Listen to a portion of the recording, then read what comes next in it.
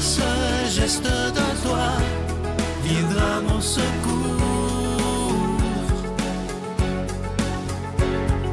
Viens semer dans mon âme le grain de l'amour. Je traverse un désert et je meurs de soif. Montre-moi le mystère qui garde la foi. Bonjour, bienvenue à votre émission La Victoire de l'amour en ce vendredi 3 novembre. J'espère que vous vous portez bien chez vous. On rejoint tout de suite pour sa chronique Claire Jacques et à l'homélie, ce sera l'abbé Donald Thompson.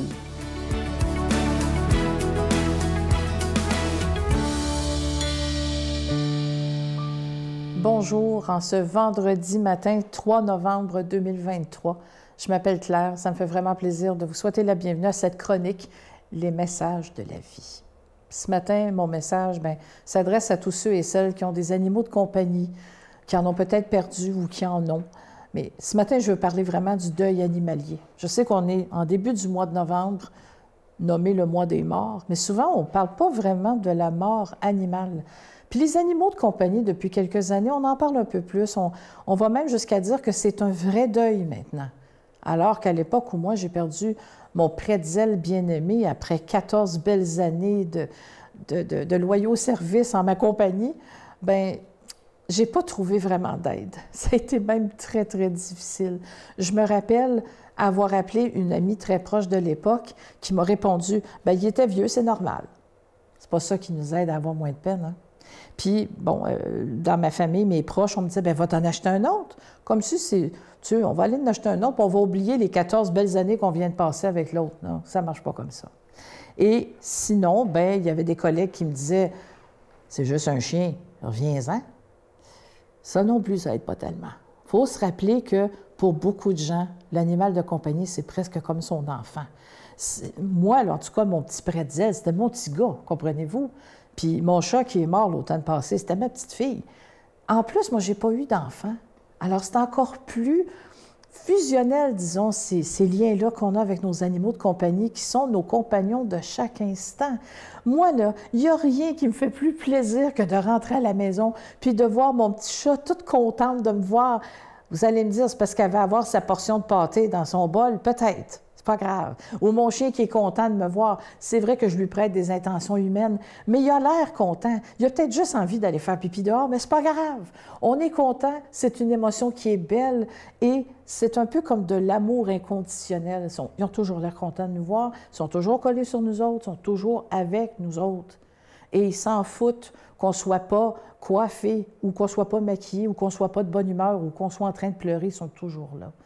C'est une présence constante qui est maintenant un peu plus reconnue. Il y a même des gens dans le milieu du travail qui vont donner des journées de congé aux personnes qui ont perdu leur animal de compagnie. Alors, il y a du progrès qui se fait. J'en suis fort heureuse parce qu'il faut prendre soin des endeuillés. Là, je m'adresse à vous. Si jamais, vous, là, les animaux, ce n'est pas votre tasse de thé, on va dire. Et que vous vous retrouvez avec quelqu'un qui a une peine comme ça, qui vit un deuil d'un animal de compagnie, puis vous ne savez pas quoi faire, quoi dire. C'est pas compliqué. Attaquez ça comme si c'était la mort d'une personne. Demandez-lui comment ça s'est passé, comment il se sent, qu'est-ce que vous pouvez faire pour l'aider, puis est-ce que tu as besoin d'aide pour quelque chose, est-ce que tu veux l'enterrer quelque part. Prenez le temps de juste l'écouter. C'est déjà énorme, ça fait du bien et souvent, ça brise l'isolement de cette peine épouvantable qu'on a de perdre nos petits chéris qu'on aime tellement. Sur ce, je vous souhaite un bon week-end. Je vous souhaite de prendre soin de vos petits pitous puis de vos petits minous d'amour et tous vos autres animaux si vous en avez. À la prochaine. Notre Père qui es aux cieux, que ton nom soit sanctifié, que ton règne vienne, que ta volonté soit faite sur la terre comme au ciel. Donne-nous aujourd'hui notre pain de ce jour. Pardonne-nous nos offenses, comme nous pardonnons aussi à ceux qui nous ont offensés. Et ne nous laisse pas entrer en tentation, mais délivre-nous du mal, car c'est à toi qu'appartiennent le règne, la puissance et la gloire pour les siècles des siècles. Amen. La Victoire de l'amour vous invite à venir vivre des moments inoubliables en Italie en compagnie du Père Michel Marie, Christine Michaud, Miguel Padilla et Sylvain. Nous visiterons Venise, Padoue, Florence, Sienne, Assise et Rome, la ville éternelle. Célébration eucharistique avec le Père Michel Marie. Nous assisterons aussi à l'audience générale avec le pape François au Vatican, du 2 au 13 juin 2024, avec Spiritour au 514-374-7965 ou 1-866-331-7965.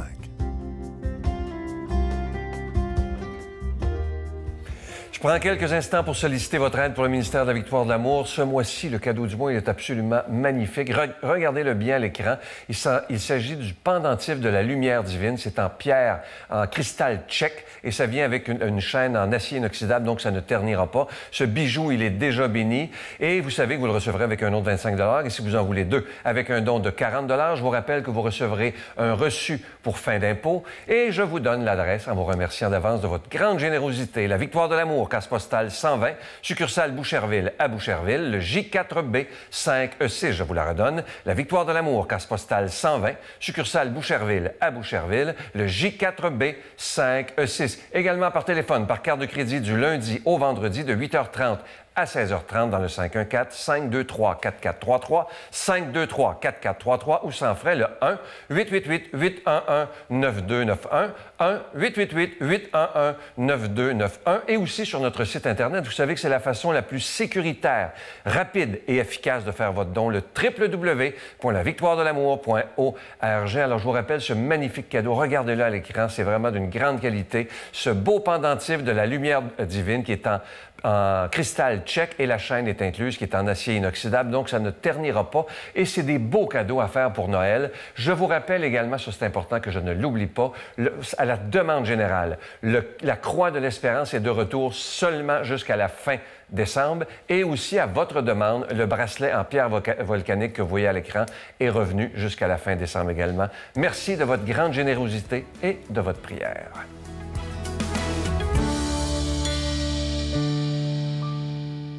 Mon Dieu, donnez-moi la sérénité d'accepter les choses que je ne peux changer, le courage de changer les choses que je peux et la sagesse d'en connaître la différence.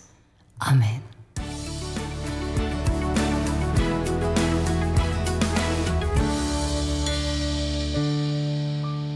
Bon matin, début novembre déjà. Hein? Aujourd'hui, l'Évangile de Luc, chapitre 14, versets 1 à 6. Un jour de sabbat, Jésus est entré dans la maison d'un chef des pharisiens pour y prendre son repas. Et ce dernier l'observait. Or, voici qu'il y avait devant lui un homme atteint d'hydropisie. Prenant la parole, Jésus s'adressa au docteur de la loi et aux pharisiens pour leur demander s'il permis, oui ou non, de faire une guérison le jour du sabbat. Ils gardèrent le silence. Tenant alors le malade, Jésus le guérit, le laissa aller. Puis il leur dit, « Si l'un de vous a un fils ou un bœuf qui tombe dans un puits, ne va-t-il pas aussitôt l'en retirer, même le jour du sabbat? » Ils furent incapables de trouver une réponse. C'est extraordinaire, hein, les agirs de Jésus. Vous savez, le jour du sabbat, pour les Juifs à l'époque, c'est un jour où on invite des amis, des connaissances, partager un repas. Hein? C'est un jour de fête. Et Jésus profite de ces occasions où les pharisiens, qui contrôlent les pieux laïcs, contrôlent les synagogues à l'époque, les spécialistes de la loi de Dieu, des 10 commandements, alors qu'eux autres qui sont présents, pour enseigner l'esprit de l'observance du sabbat. Mais Jésus voit les choses autrement. Devant le refus des docteurs de la loi de comprendre que le sabbat est fait pour l'homme, et non l'homme pour le sabbat, Jésus fait une guérison. Voyez-vous, il en fait plusieurs, d'ailleurs, ce jour-là. Alors, guérir, pour lui, c'est libérer. Alors, les gens l'observaient, hein? Les pharisiens, ils l'observent, pour voir si celui qui se dit, dans le fond, un homme de Dieu, accomplit toutes les prescriptions de la loi concernant la sainteté du sabbat. Et voilà qu'un hydropique, pas un invité, hein, se trouve devant Jésus. Par hasard ou par dessein, Jésus ne craint pas le piège. Hein? Au contraire, il sait qu'on considère la maladie à l'époque. Imaginez à l'époque, là, quand tu es malade au premier siècle de notre ère, là, on n'a pas la science médicale d'aujourd'hui. La seule explication de la maladie, c'est un péché, c'est un esprit impur, un démon qui t'habite. Imaginez, il n'y a pas d'aide sociale, tu es dans le chemin. Jésus touche les malades, hein, leur fait du bien. Alors, au contraire, il sait qu'on considère Jésus, voyez-vous, la maladie comme un fruit de péché. Le guérir, pour lui, c'est donc le libérer à la fois de sa maladie et de son péché, la conception qu'on a à l'époque, et de lui donner un motif pour louer, adorer Dieu le jour du sabbat, qui est une fête de libération. Qu'est-ce qu'on fête le jour du sabbat? La libération du peuple juif d'Égypte. On fête une libération, puis un pauvre qui est là, un malade, puis on ne veut pas le libérer. Et devant eux, il démontre donc, en faisant cette guérison, l'amour et la puissance de Dieu pour qu'ils voient. Il accueille le malade, puis en le touchant, il le guérit et le renvoie. L'expérience est finie, mais les invités s'obstinent à ne pas comprendre. Jour du sabbat, jour de libération.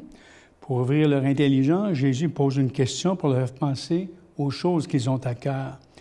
Leur bétail. Ah, ben oui. Les animaux, eux autres, sont mal pris, puis vous allez les déprendre, vous allez les libérer, puis on ne libère pas un être humain. Pour Jésus, c'est quelle sorte de religion que c'est ça? Hein? Voyez-vous, là? Êtes-vous surpris qu'on ait tué Jésus? Hein? Quand on regarde un agir comme celui d'aujourd'hui dans l'Évangile, Jésus, c'est un libérateur.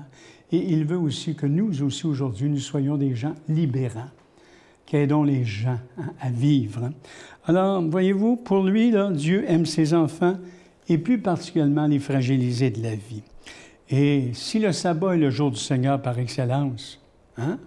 Eh bien, imaginez, alors, et plus particulièrement, c'est là qu'on doit libérer les gens. Hein?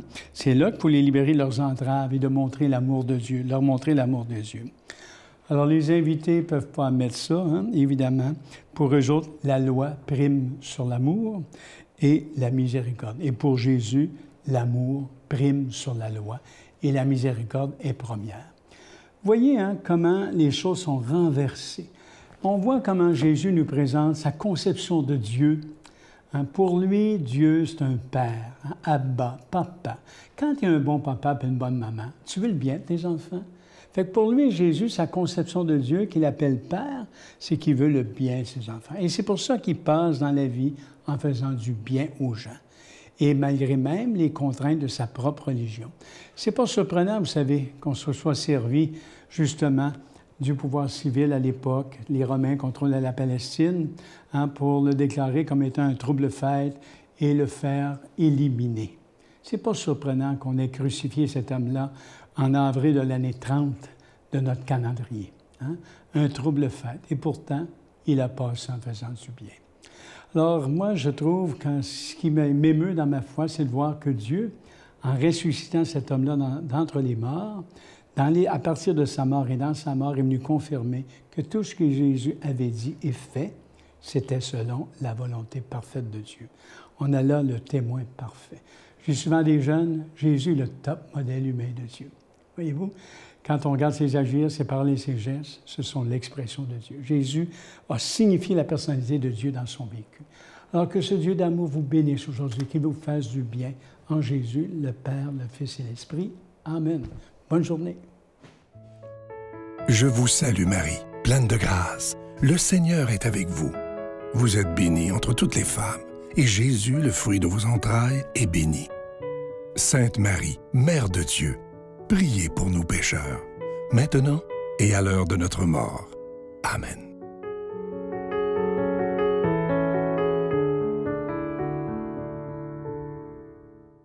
Aujourd'hui, je vous invite à être des porteurs de lumière. Hein? En ce mois de novembre, la Victoire de l'amour vous offre en échange de vos dons cette magnifique goutte en cristal tchèque qui reflète parfaitement la lumière, qui est un beau symbole, qui manifeste que nous, on choisit d'être des porteurs de cette lumière de l'amour, de cette lumière de Dieu qui part de nos cœurs vers le cœur de tous ceux qu'on rencontre.